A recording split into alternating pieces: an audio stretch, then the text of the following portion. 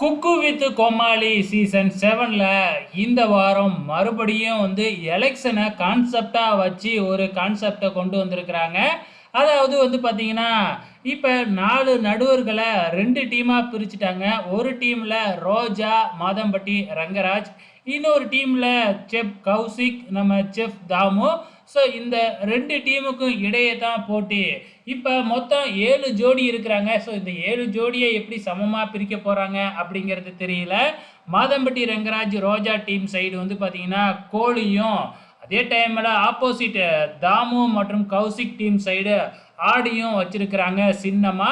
அதாவது இந்த டீமை தேர்ந்தெடுக்கிறவங்க பார்த்தீங்கன்னா சிக்கனை வச்சு சமைக்கணும், அந்த டீமை தேர்ந்தெடுக்கிறவங்க மட்டனை வச்சு, அதாவது ஆட்டை வச்சு சமைக்கணும். இதுதாங்க கான்செப்ட். ஸோ இதில் எந்த டீம் வின் பண்ணுது அப்படிங்கிற மாதிரி தான் பார்த்தீங்கன்னா கான்செப்டை கொண்டு போக போகிறாங்க. ஸோ கான்செப்ட் என்ன தான் புதுசு புதுசாக கொண்டு வந்தாலும் ஃபைனலாக ஒரே ஒரு செஃப் ஆஃப் த வீக் தான் கொடுக்க போகிறாங்க. ஸோ அது யாராக இருக்கும் அப்படிங்கிறதையும் பொறுத்திருந்து பார்க்கலாம்.